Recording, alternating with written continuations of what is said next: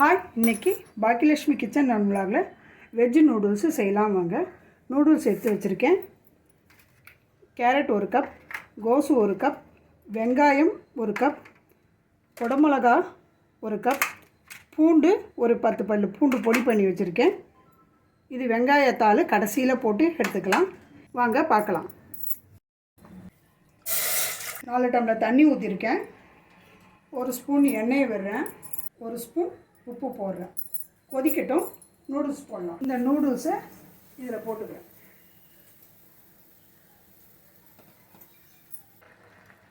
இப்போ பாருங்கள், நல்லா வேகுது. வெந்துருச்சான்னு பார்க்கலாம். இது உடையாமல் எடுக்கணும். இதை பாருங்கள், வெந்துருச்சு. இதை எடுத்து வடிகட்டி எடுத்துக்கலாம். பாருங்கள், தண்ணியெல்லாம் கீழே வடிகட்டிடும். சில் தண்ணி.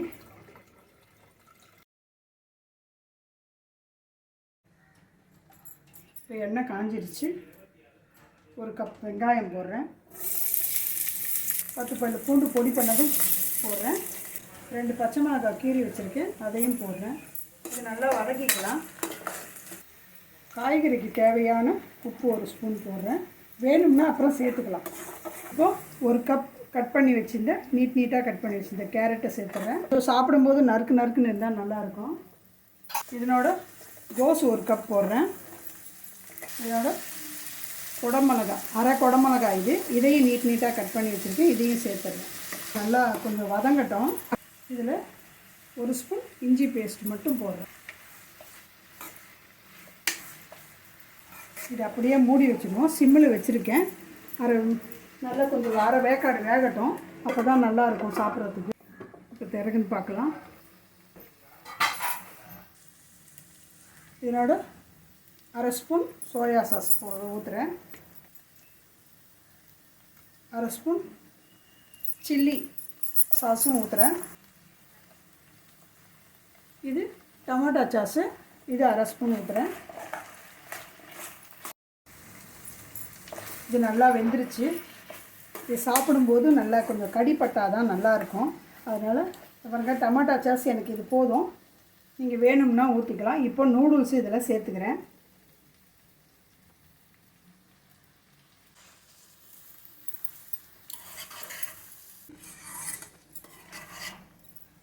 இப்போ இதை நல்லா கலந்து விட்டு இதில் சேர்த்துக்கலாம். உடையாமல் நம்ம கிண்டணும். ஈவினிங்கில் சின்ன பசங்க ஸ்கூலுக்கு போயிட்டு வந்த உடனே நம்ம ரெடியாக இந்த நூடுல்ஸை வேக வச்சுக்கின்னு காய்கறியை கட் பண்ணிக்கணும் இருந்தால் நல்லா இது மாதிரி ஈஸியாக பண்ணி பசங்களுக்கு கொடுத்தா பசங்க நல்லா சாப்பிடுவாங்க. வெளியே சாப்பிட்றத விட இந்த மாதிரி வீட்டில் செஞ்சு சாப்பிட்றது ரொம்ப நல்லது, உடம்புக்கும் நல்லது. இப்போ இது ரெடி ஆகிடுச்சு. நம்ம எடுத்து பிளேட்டில் எடுத்து வச்சுக்கலாம். இதில் வெங்காயத்தாள் போட மறந்துட்டேன். இந்த 1 கப், அரை கப்பு வச்சுருக்கேன். அதையும் இதில் சேர்த்துட்டேன். கொஞ்சம் பெப்பர் பொடியும் 1 ஸ்பூன் போடுறேன். பாருங்கள்,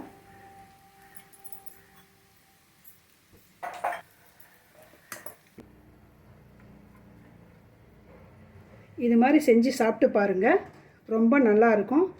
பாக்கியலட்சுமி கிச்சன் விலாக்ஸுக்கு நீங்கள் சப்ஸ்கிரைப் பண்ணுங்கள், லைக் பண்ணுங்கள், ஷேர் பண்ணுங்கள், கமெண்ட் பண்ணுங்கள். பாய்.